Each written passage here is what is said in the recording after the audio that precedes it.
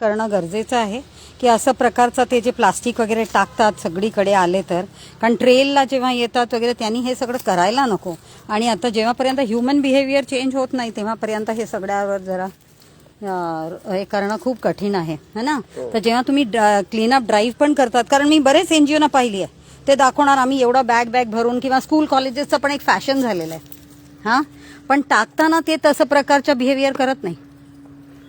खाली हल्ली फोटोग्राफ घ्यायचं आणि दाखवायचं आम्ही किती क्लीनअप ड्राईव्ह केलं, काय केलं, पण शेवटी काय उपयोग असं जर जास्त करून प्लास्टिक वगैरे अशाच आहेत आणि टाकून जातात सगळे है ना. तर ते ह्या बिहेवियरल याच्यावर पण थोडासा जो आता तुम्ही म्हणाले की आपल्याकडे कोणतो एज्युकेशन ऑफिसर, काय त्याचं नाव, हां शुभम हाडकर, हां, त्याला ते पण सांगितलं गेलं होतं की एक सेशनमध्ये ट्रेलचा mainly about the human behaviour, त्यांनी सगळीकडे जाताना आपण प्लास्टिक नाही, आपल्या सोबत बॉटल घ्यायचं, पाणी प्यायचं, आणि हे सगळं आता थोडं चेंजेस आणणं गरजेचं आहे.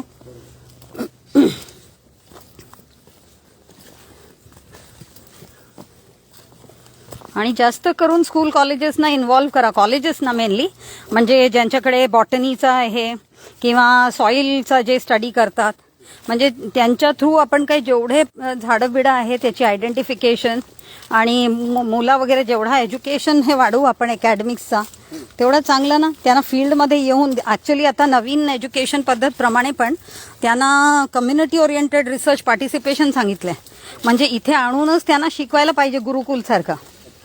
हां, पण ते ह्या सगळ्याला थोडंसं जर जास्त मोटिवेट केलं तर खूप चांगलं राहील, कारण ऑटोमॅटिकली मग दिस विल बी टेकन केअर.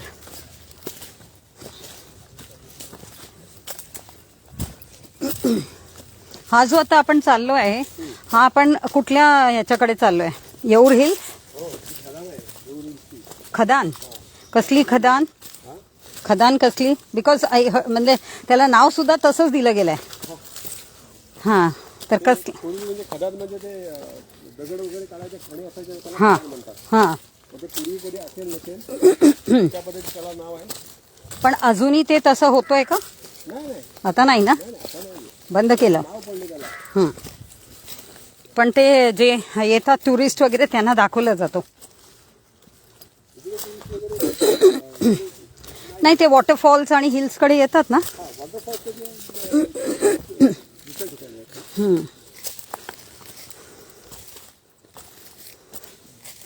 असं आपण सेपरेटली बटरफ्लाय गार्डन किंवा मेडिसिनल प्लांट गार्डन असं काही? Butterfly garden.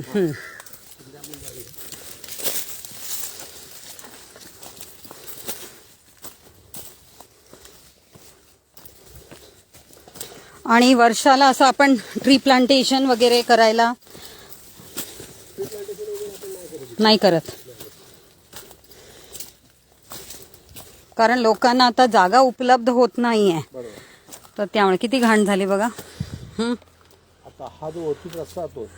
हा कुठला? तेच येऊर लेक जे आपण म्हणतो. माय गॉड, लुक ॲट इट. मी तुम्हाला बोलली ना की आता हा जो लेक आहे ह्याच्यात पण सिल्टेशन खूप झाला असणार, ते माती वगैरे येऊन, आणि स्वच्छ नाही, काही नाही आहे. तर हा तलावला पण चांगला ठेवणं गरजेचं आहे, आणि ह्याला मेंटेन करा. म्हणजे मासे बिशे असणारच ना, खूप आहेत ना. मग ते धरायला आपले हे येतात का, तुमचे पाड्यातले येतात? कुठले प्रकारचे मासे आहेत याच्यात? काले मासे आहेत, हां हां, आणि कटलेट.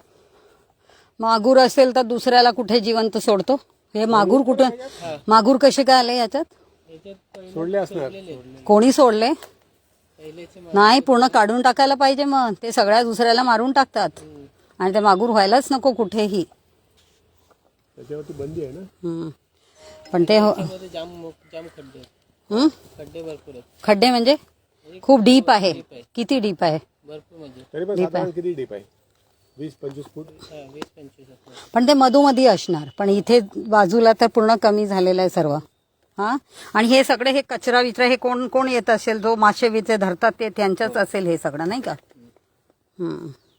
आणि तिथे जी बाउंड्री वॉल आहे ती एअरफोर्स स्टेशनचा आपला इथे लागून आहे. हां, एअरफोर्स स्टेशनचा. पण जे आता एअरफोर्सवाल्यांचा इथे आवाज वगैरे होत नाही का?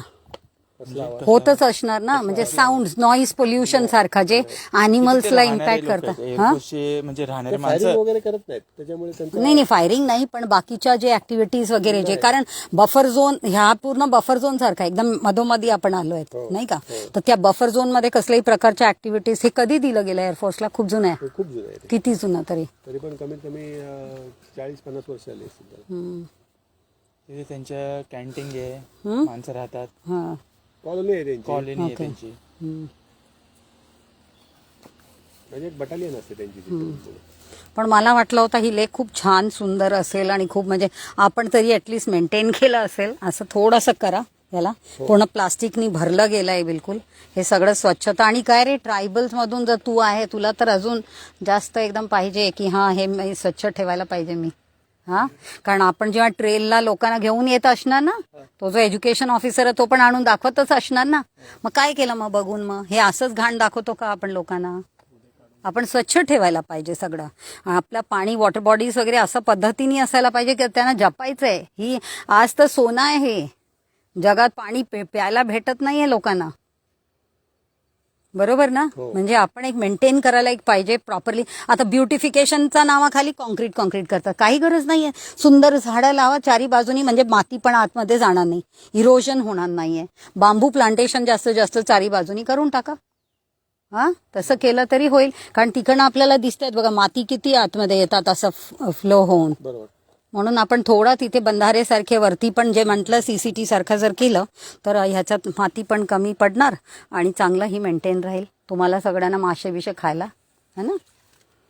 चलो ओके. तर हे झालं तलाव. ह्याची एरिया पण कमी झाली की काय तेवढंच आहे? कारण मला तर दिसतंय की दगडाचं आहे म्हणून कोणी काय करू शकत नाही, म्हणून हे तरी जपून आहे, नॅचरली फॉर्म्ड आहे. पण हे पण क्रिएट केलं गेलं असेल. हा ब्रिटिशर्सनी त्यांच्या पिरियडला बरेच असे तलाव वगैरे, कारण हे दिसत आहेत ना दगडाचं पूर्ण चारी बाजू, म्हणजे काढले असणार त्यांनी, क्रिएट केलं असणार. याची हिस्ट्री कोणाला माहिती आहे? प्रॉब्लेम तेच आहे. आपला एज्युकेशन ऑफिसर पण हिस्ट्री बद्दल इथे बोर्ड पाहिजे, एक बोर्ड पाहिजे. कसं बनला गेला होता लेक, कधी बनवला, कोणी बनवला. कारण त्या ब्रिटिशर्सच्या काळातच आपल्याकडे भरपूर असे लेक्स बनवले गेले, जे तुलसी विहार पवई हे कॅस्केडिंग त्यांनीच केलेलं आहे. बरोबर. आणि तसंच हा पण त्यांनीच कट करून काहीतरी केलं असणार. जसं आपल्या कानेरी केव्स मध्ये पण दिसतात त्या बुद्धिस्ट टाइमाला जसं करून ठेवलं त्यांनी, किती वरती हे दगडाचं करून. तर ह्याच्याबद्दल माहिती तरी लावायला पाहिजे इथे. हा, त्या एज्युकेशन ऑफिसरला हे सगळं जरा करायला सांगा. हो.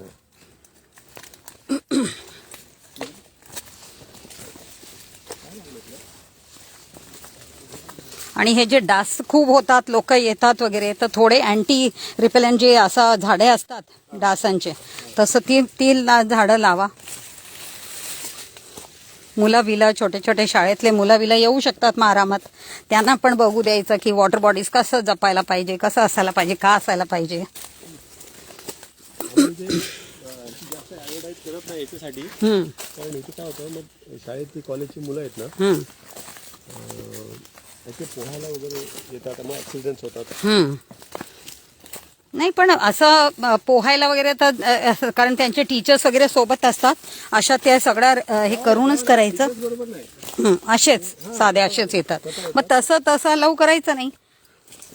पण असं नाही की आपण बिलकुल अलाउ करायचं नाही, कारण सगळं आपले जे हे तर धरोहर आहेत आपले, की कसं हे केलं गेलं कुठल्या पिरियडला, एवढा अडचणीत. पण तेव्हा कुठे एवढी हे होते टेक्नॉलॉजी. पण बघा दगड बिगड कट करून त्यांनी व्यवस्थित हे बनवलंय सर्व पर्यावरणला. इकडे आपल्याला प्रवेश बंदी आहे ना, त्याच्यामुळे आपण त्यांना अलाव करत नाही.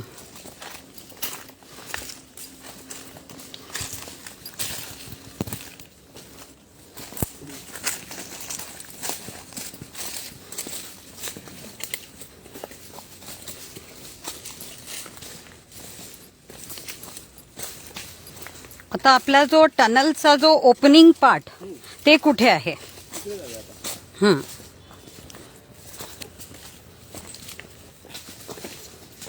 तो अभी आप सब देख रहे हो ये येऊर के जंगल हैं और यहाँ पर तालाब भी आप लोगों को दिखाया.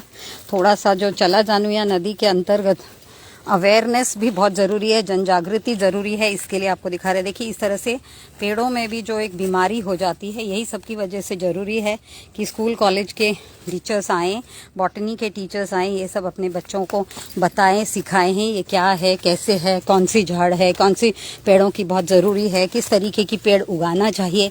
तो इसीलिए अभी सजेस्ट भी कर रहे हैं कि एकेडमिक इंस्टीट्यूट्स, रिसर्च इंस्टीट्यूट्स को ज़्यादा इन्वॉल्व किया जाए, क्योंकि ये जो जंगल है ये तो फ्लोरा फोना को ज़्यादा से ज़्यादा बढ़ाने के लिए, बायोडाइवर्सिटी एनरिच करने के लिए है। तो इसी के चलते आज ये पूरी टीम जो है चला जानुया नदी के अंतर्गत हम लोग एक रिव्यू, फील्ड रिव्यू की तरह आज हम यहाँ येऊर में आए हैं और येऊर के फॉरेस्ट को देख रहे हैं, जो कि रिजर्व फॉरेस्ट है। और उसके बारे में आप लोगों को दिखाने की कोशिश है कि आप लोग भी जागृत हो जाएं इस तरीके का। बिल्कुल जब आप लोग फॉरेस्ट में आ रहे हैं, कचरा न करें, किसी तरीके का अपने साथ लाए हुए कचरे को अपने साथ ही लेकर जाएं। और किसी तरीके का जो पोल्यूशन जो बढ़ता जा रहा है, इसके वजह से आज हमारे फॉरेस्ट्स को बचाना बहुत ज़रूरी है। यही हमारे लंग्स हैं।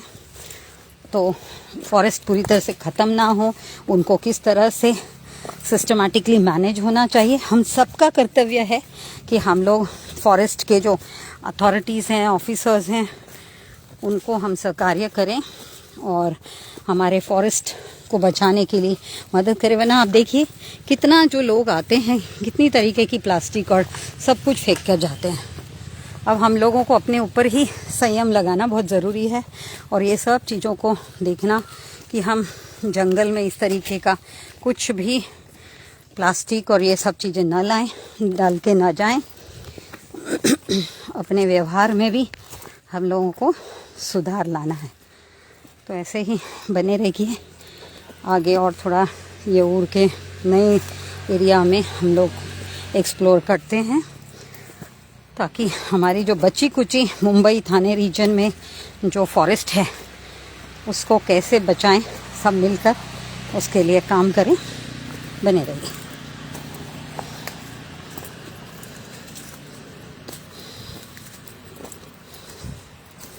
अरे